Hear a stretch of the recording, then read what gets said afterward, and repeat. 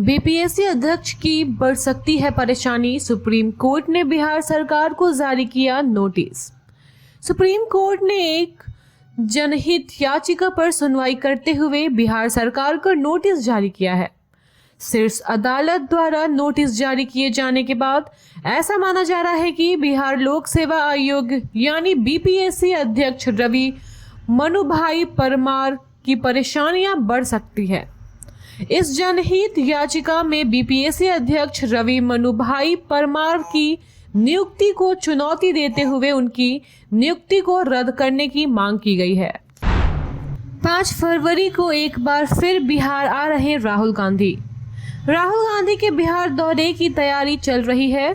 लोक सेवा में विपक्ष के नेता राहुल गांधी 5 फरवरी को पटना आएंगे। श्री जगलाल चौधरी जयंती समारोह में राहुल पटना आएंगे। लोक सेवा चुनाव 2024 के बाद यह उनका बिहार का दूसरा दौरा होगा। कांग्रेस के नेताओं और कार्यकर्ताओं ने इसके लिए तैयारियां शुरू कर दी हैं।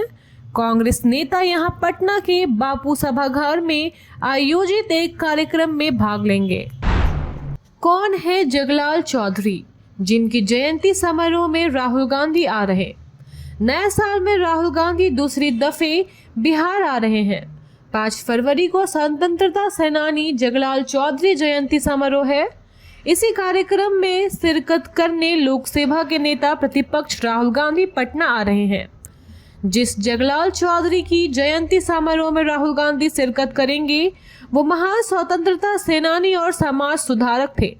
चौधरी पहले ऐसे शख्स थे जब संयुक्त बिहार में शराबबंदी लागू करने की कोशिश की थी। नीतीश की बड़ी सफलता, सर्वे में मिल गई 18 लाख की एकड़ सरकारी जमीन। बिहार में जारी जमीन सर्वे के बीच नीतीश कुमार सरकार ने अब तक सरकारी जमीन के 31 लाख खेसरा की पहचान की है, जिसका रकबा 17.86 लाख एकड़ बन रहा है। ये जानकारी राजस्व और भूमि सुधार विभाग के द्वारा जारी आंकड़े में दी गई है। बिहार में इस तरह का लैंड सर्वे 70 साल के बाद हो रहा है, जिसके जरिए सरकार अपनी जमीन भी खोज रही है और पहचान कर रही है। इतने बड़े पैमाने पर सरकारी जमीन को खोज निकालना राजस्व और भूमि सुधार विभाग की बड़ी कामयाबी है। इस जमीन का उपयोग सरकारी योजनाओं और उद्योगपतियों के निवेश प्रस्ताव पर जमीन देने के लिए हो सकता है। गिरिराज सिंह ने अरविंद केजरीवाल को बताया दिल्ली का सबसे बड़ा गुंडा। दिल्ली विधानसभा चुनाव में सत्तारूढ़ दल आम आदमी पार्टी और विपक्षी दल भाजपा के बीच आरोप प्रत्यारोप का दौर लगातार जारी है।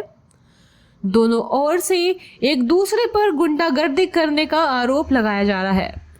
आपके मुखिया अरविंद केजरीवाल की ओर से भाजपा पर लगाए गए गुंडागर्दी के आरोपों पर जोरदार पलटवार करते हुए भाजपा सांसद गिरिराज सिंह ने केजरीवाल को ही दिल्ली का सबसे बड़ा गुंडा बताया है। कांग्रेस ज्वाइन करने वाले भागीरथ मांझी से मुकाबले के लिए बेटी तैयार। कहा जाता है राजनीतिक में महत्वपूर्ण कक्षाएं कई बार अपने ही परिवार को बिखेर देती हैं। देश भर में माउंटेन मैन के नाम से प्रसिद्ध दशरथ मांझी के परिवार में आपसी कलह और टूट सामने आया है। दरअसल दशरथ मांझी के बेटे भागीरथ मांझी ने हाल ही में कांग्रेस का हाथ थाम लिया है, लेकिन भागीरथ मांझी के कांग्रेस में शामिल होते ही अब भागीरथ मांझी की बेटी अपने पिता के खिलाफ ही चुनाव में ताल ठोकने के लिए तैयार नजर आ रही हैं। दरअसल मांझी की पौत्री अंशु कुमारी ने कहा है कि अगर जदयू उन्हें टिकट देगी तो वो विधानसभा चुनाव में अपने पिता के खिलाफ मुकाबला करेंगी। लालू को नहीं जानती थी ममता कुलकर्णी। बॉलीवुड एक्ट्रेस से साधनी बनी ममता कुलकर्णी इस दिनों चर्चा में है। हाल ही में एक इंटरव्यू के दौरान उन्होंने 3 दशक पुराना किस्सा सुनाया, जब वह पटना में एक डांस शो करने आई थी। बिहार के तत्कालीन मुख्यमंत्री एवं राष्ट्रीय जनता दल के सुप्रीमो लालू प्रसाद यादव के एक करीबी विधायक ने यह शो कराया था, जो काफी चर्चा में रहा था। इससे उन्होंने 1995 में आई फिल्म करण अर्जुन के मशहूर गाने राणा जी मुझे माफ करना पर डांस किया था। ममता कुलकर्णी ने कहा कि वह उस समय जानती नहीं थी कि लालू कौन है और बिहार कहाँ है। पटना पहुंचकर जब नक्सली के बारे में सुना तो वह चौंक गई थी। जिस होटल में उन्हें ठहराया गया था वहां पर हजारों लोगों को देखकर दंग हो गई थी। पत्रकारों की पिटाई के आरोप से घिरे जेडीयू सांसद अजय मंडल ने माफी मांग क्या कहा।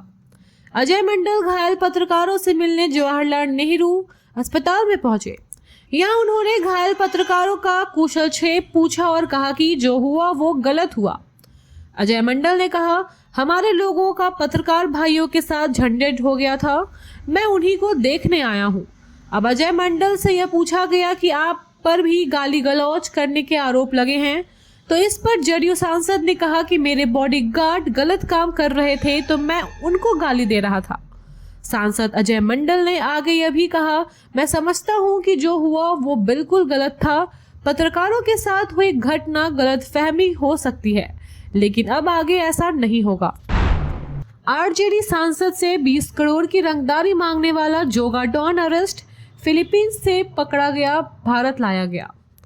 बिहार के पूर्व डिप्टी सीएम तेजस्वी यादव की करीबी एवं राष्ट्रीय जनता दल के राज्यसभा सांसद संजय यादव से 20 करोड़ की रंगदारी मांगने वाले हरियाणा के जोगेंद्र योग्य उर्फ जोगा डॉन को सीबीआई ने गिरफ्तार कर लिया है। उसके खिलाफ सीबीआई ने रेड कॉर्नर नोटिस जारी कर रखा था। जोगा डॉन के खिलाफ दुनिया भर के देशों की विशेष एजेंसियों को सूचना दी गई। रेड कॉर्नर नोटिस के आधार पर इंटरपोल चैनल के माध्यम से इस गैंगस्टर को फिलीपींस में पकड़ा गया। उसे बैंकॉक के रास्ते भारत वापस करा लिया गया। दरभंगा के बाद मुजफ्फरपुर और रक्सौल एयरपोर्ट से हवाई सेवा शुरू होने की बड़ी संभावना।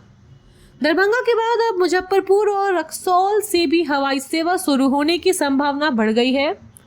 इससे उत्तर बिहार के विकास को पंख लगेंगे। मुजफ्फरपुर के औद्योगिक क्षेत्र का तेजी से विकास हो रहा है और विमान सेवा शुरू होने से बड़ी कंपनियां निवेश के लिए प्रोत्साहित होंगी। रक्सौल के नेपाल सीमा से सटे होने से अंतर्राष्ट्रीय व्यापार को गति मिलेगी। Thank you so much for watching this video. Don't forget to like, comment, share and subscribe.